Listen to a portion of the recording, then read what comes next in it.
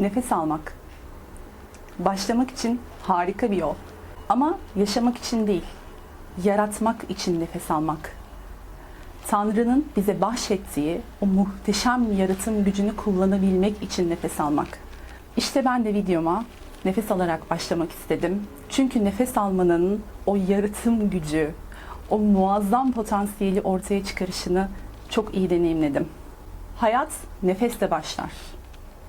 Her şey nefeste başlar ve nefeste biter. Başlamak.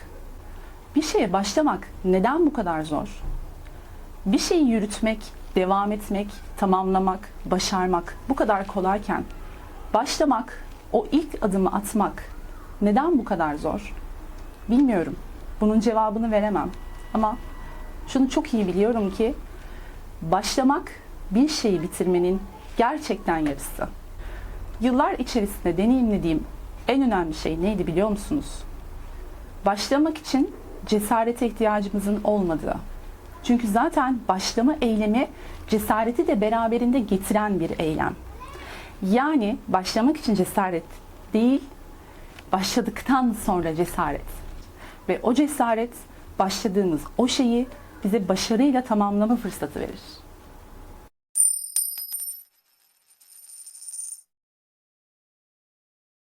Ben Sibel Özgür.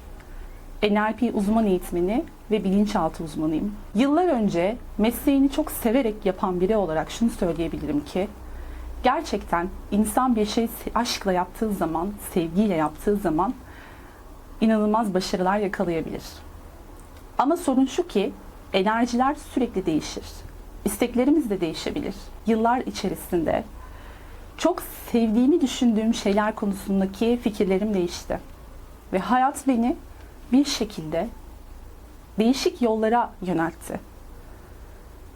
Bunu isteyerek ya da istemeyerek bir şekilde kendinizi bulduğunuz bir yolculuk bu. Hayat bir yolculuk zaten.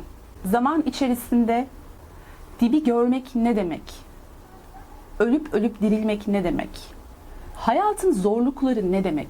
Bütün bunları yaşamış ve deneyimlemiş biri olarak bu kanalda sizlere bu deneyimlerimi paylaşmak ve beraber karşılıklı iletişim halinde sizlerle yol almak istiyorum. Birbirimizi geliştirebileceğimiz, tecrübelerimizden faydalanabileceğimiz bir kanal olsun istiyorum. Benim bilip size anlattığım değil, beraber karşılıklı etkileşim içerisinde deneyimlerimizi paylaştığımız ve birbirimizi geliştirdiğimiz bir kanal olmasına niyet ediyorum. Yıllar içerisinde hayatın beni attığı bu yolda deneyimlediğim şeyler olmasının yanı sıra aldığım eğitimler de oldu. Kendi mesleğimi bırakarak aslında farklı bir yöne gitmenin zorluklarını yaşadım ve bu zorlukları yaşarken benim için en hayırlı olan kısımlarını görmeyi öğrendim. Zorlukların içerisindeki ışığı görmeyi öğrendim.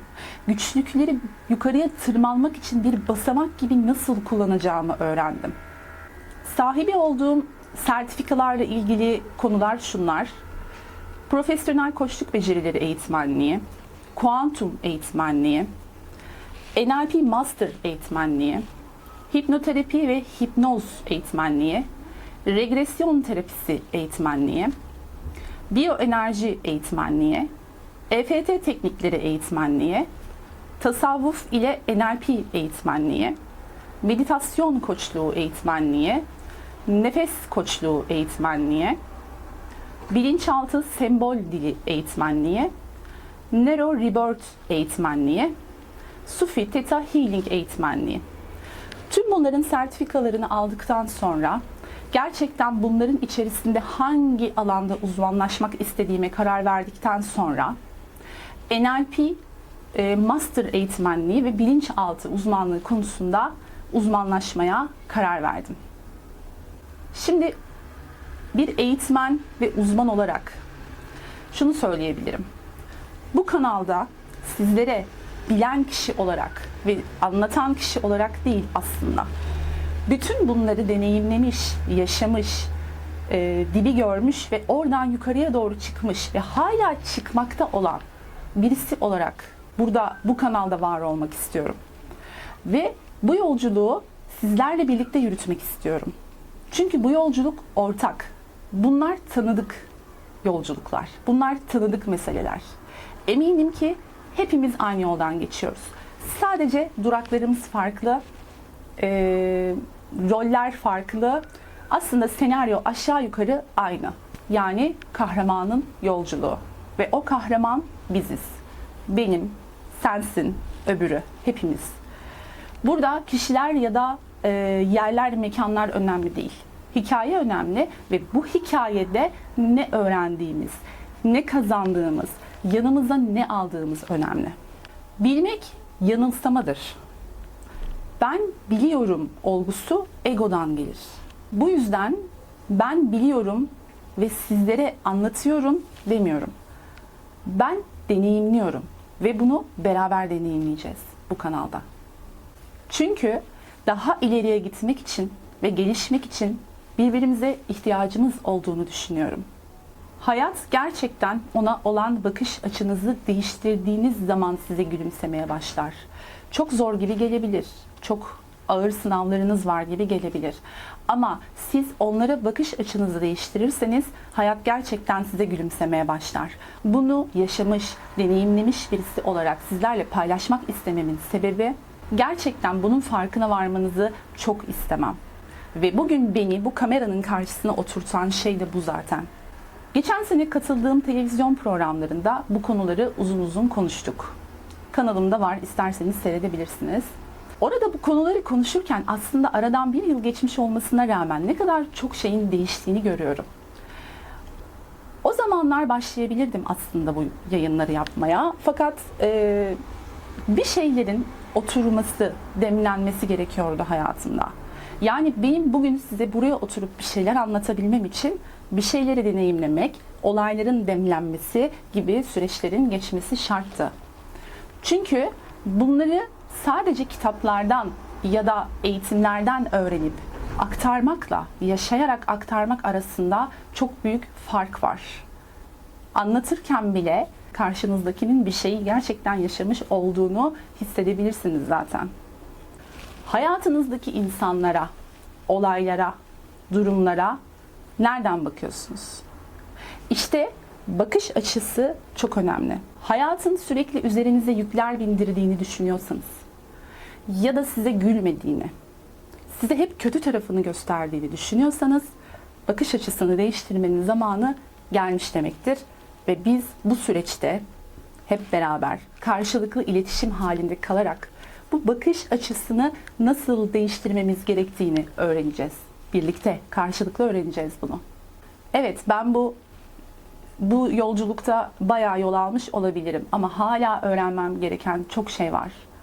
Ve aslında içe dönüşle öğrenebileceğimiz şeyleri, bunları sadece yalnız kalarak öğrenemeyiz. İçimize kapanarak, insanlarla iletişimimizi keserek öğrenemeyiz. Bunları insanların içine karışarak öğrenebiliriz. Hayatın içine karışarak öğrenebiliriz. Bu şekilde deneyimleyebiliriz. Bunun dışında kendimizi kapalı alanlara kapatıp insanlardan soyutlayarak böyle bir şeyi deneyimlemek mümkün değildir. Belki de sadece öğrendiğimizi zannederiz ama deneyimi olmadığı için karşımıza çıkan ilk olayda aslında eskiye döndüğümüzü fark ederiz. Hayat bir dengedir, dualitedir. İyi olduğu kadar kötü de vardır. Kötü olduğu kadar iyi de vardır. İşte bakış açısını değiştirmenin önemi buradadır. Başınıza gelen bütün kötü olayları, hayatın bütün yüklerini bir basamak olarak görüp yukarılara nasıl çıkacağımızı öğrenme süreci olmasına niyet ediyorum. Hikayelerimizin içindeki ortak noktaları bulup bunları değerlendirmek bu süreçteki amacımız olmalı. Kendini bir kurban olarak görmek yerine başarının anahtarını elinde tuttuğunu bilmelisin. Ve gerçekten yaşamak istediğin şeyi mi yaşıyorsun? Yoksa yaşamak istediğini ya da sevdiğini zannettiğin şeyi mi yaşıyorsun? O aklındaki fikir, düşünce sana mı ait? Yoksa bir başkasına mı ait? İşte bunu fark etmek zaten yolu yarılamak. Ve bu süreçte bunu fark etmekle başlayacağız. İçerisinde hem teknik bilgilerin olduğu hem de yaşam deneyimlerinin olduğu bir kanal olsun istiyorum. Farklı olsun istiyorum. hepimize, bana, sana, herkese hitap etsin istiyorum ve birbirimizi geliştirme yolunda bize katkı sağlasın istiyorum. En büyük isteğim bu. Bu kanalda NLP'den bilinçaltına, kuantumdan evrensel yasalara, ruhsal yolculuktan meditasyona, nefesten şamanizme, bütün konuları hepsini içeren sohbetleri yayınlayacağız. Ve bu konular hakkında hem bilgi verip hem de karşılıklı etkileşim halinde olacağız. Bizim için gerçekten faydalı olabileceğini düşünüyorum. Kuantum dolanıklık ilkesinin de belirttiği gibi hepimiz biriz. Kendi içerimizde birer bütün olsak da aslında evrendeki her şeyle bağlantılıyız. Görünmez bağlarla hem de çelik bağlarla bağlantılıyız. Bu yüzden hiçbirimiz kendimizi bir başkasından ayrı tutamayız. Evrensel boyutta, kuantum boyutunda hepimizin bağlantıda olduğu zaten bilimsel olarak da kanıtlanmış bir gerçektir. Böyle bakıldığı zaman az önce anlatmak istediklerimin daha net anlaşılacağını düşünüyorum. Yani hepimiz biriz ve bu yolculukta birlikte hareket etmek durumundayız. Hayata bakış açısını değiştirmek önünüzde inanması güç, muazzam kapılar açıyor gerçekten. Bunu deneyimlemiş birisi olarak söyleyebilirim çok net bir şekilde. Siz de artık yaşadığınız hayattan ya da kendinizden bıktıysanız, hiçbir şeyin değişmeyeceğini düşünüyorsanız, ne yaparsanız yapın karşılığını alamıyorsanız ya da böyle olduğunu düşünüyorsanız, bıkkınlık, üzüntü, depresyon gibi durumlarınız varsa ve artık bir şeylerin değişmesinin zamanının geldiğine inanıyorsanız gerçekten bir şeylerin değişmesinin zamanı gelmiştir. Peki bu değişimi nasıl yapacaksınız? İşte bu kanalda bunları konuşacağız. Hayatımın bundan sonraki kısmını ve önceki deneyimlerimden edindiklerimi sizlerle paylaşacağım için gerçekten çok heyecanlıyım. Bu böyle bir tanışma videosu olsun istedim.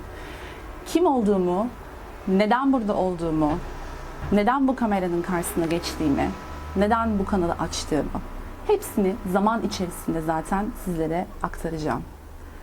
Deneyimlerimi paylaşacağım. Deneyimlerinizi paylaşmanızı isteyeceğim.